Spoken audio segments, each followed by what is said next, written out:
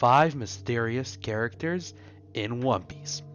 Alright, yo, it's your boy King Croc, and today I'm gonna talk about the 5 probably most discussed mysterious characters in One Piece. Alright, let's start off with number 1, a shocker, red-haired Shanks. Alright, so we start off with the legend, the man himself, red-haired Shanks, a Yonko, Luffy's hero, a former Roger pirate crew member, and the savior of the Marineford War. So, we know some stuff about Shanks, right? So like I mentioned, he's a Yonko, and he has some kind of important position in the world. But how important is he? Like, if you think about it, there's so much about him that we still don't know. What is his connection to the world government? Like, why is he allowed to go into the Gorosei's office? Like, he's alone with the hood on, and he's like, I want to talk about a certain pirate. Why is he allowed to do that? Why does the Gorosei take the time to listen to Shanks? Why did Sengoku respect Shanks' decision at Marineford? Like, even though Shanks is a pirate, he is a Yonko, he's a pirate. Is it fear?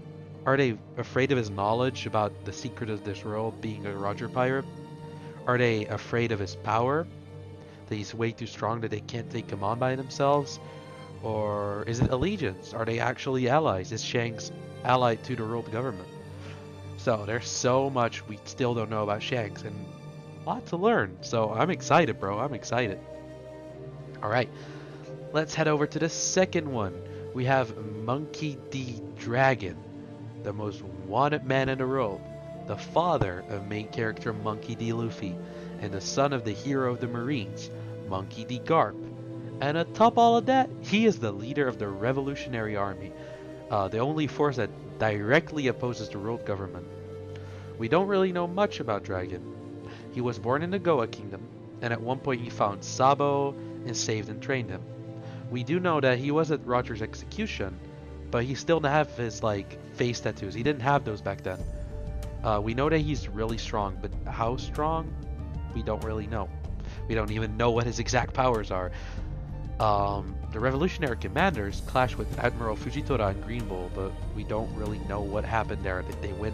Was it just like a short clash? Or if Dragon even participated?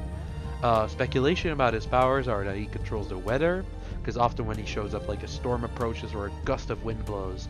Some say it's Haki that's affecting the weather, some say it's a devil fruit. I even heard some theories like, yo, Dragon is Uranus, like, not Uranus, but like the ancient weapon. We'll just wait and see, man. I'm excited. Dragon, he's lit. Alright, let's head over to the third one. It's the Gorosei. The Gorosei, or the 5 elders, are the heads of the world government. Essentially, they rule the world. They lead the Cypher Pool, with Rob Lucci, CP9, CP0, and they lead the Marines, and they have the contract with the Shichibukai. Alright, so let's start with what we know. We have this guy, gray dreadlocks, scar on the left side of his face. Then we have a tall, really thin man with like a white beard and long white hair. Then there's this bald guy with a big white mustache, and he has this birthmark on his forehead. Oh, look, a guy without a beard. Alright, this bald guy always holds his samurai sword. Seems to be very important, must be something like strong and ancient. So, I heard speculation about this being the Kitetsu sword, but the first one, Shodai Kitetsu, because we had a Sandai Kitetsu, which Zoro owns. Then the samurai in Wano had Nidai Kitetsu, which is the second, and then the very first one, Shodai Kitetsu, some people theorize that this is his sword, but we'll just have to wait and see. Maybe it's on the same level as, it's like an Seijo Obazomono, like on the level of Mihawk's Kokuto Yoru. Alright, and finally we have the youngest looking of the bunch, with the blonde hair and the beard. So, we know the position they hold in the world, but how did they get there? Hell, they might have been around since the voice entry already, or were they appointed as successors of the former Gorosei? What I'm curious about is their powers, especially the samurai guy. Like, how strong is he as a swordsman?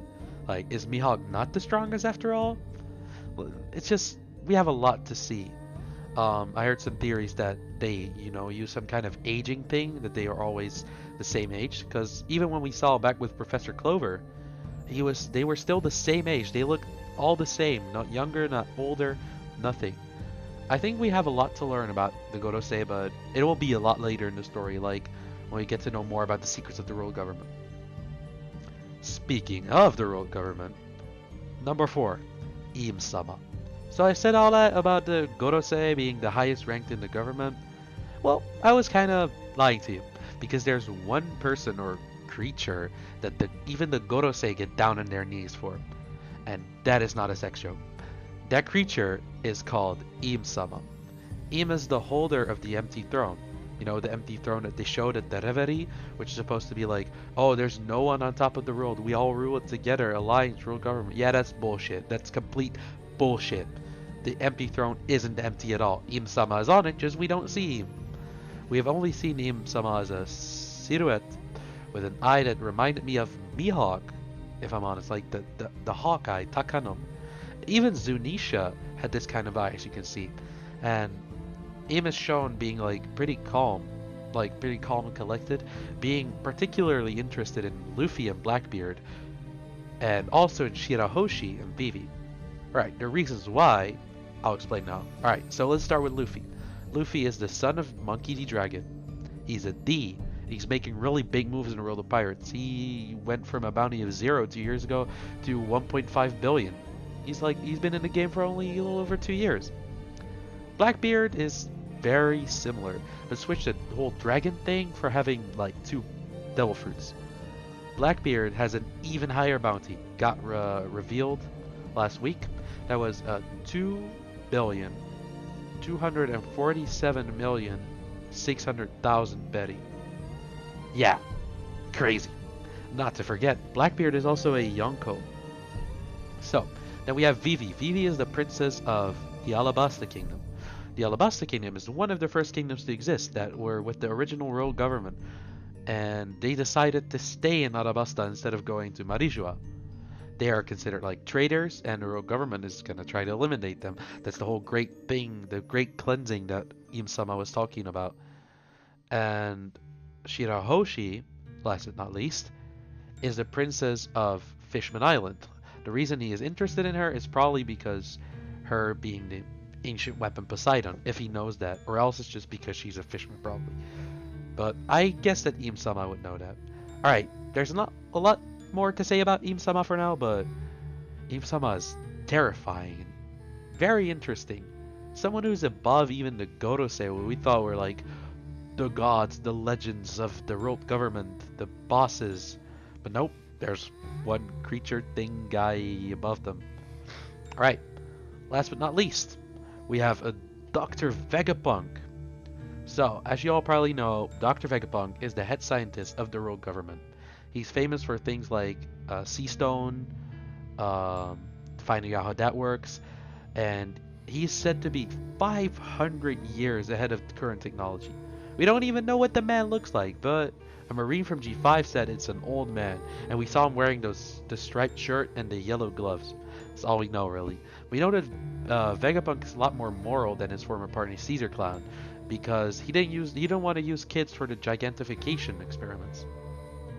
He seems to be loyal to the government to some extent, but he definitely has some human emotion and morals in him, because he did program Kuma when he went through the whole pacifista thing to protect the Sunny. He programmed that. He could have chosen not to do it at all, because I mean Kuma was gone anyway, nothing he could have done. But he still did that to honor Kuma's wishes, and the Sunny is a pirate ship. Pirates are the enemies of the world government. So Vegapunk is loyal to the government, but he does definitely have some honor inside of him. He was also the partner of Judge Vinsmoke very long ago, and they found out the whole human cloning thing, the human DNA structure thing.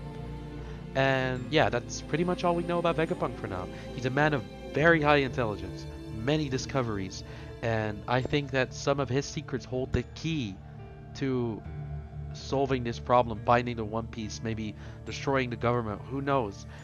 Dr. Vegapunk is extremely important, and I'll definitely love to see how all his creations, all his ideas play a role in the story. Alright, that was it for today. I hope you enjoyed this video and you learned a bit more about the mysterious characters of One Piece.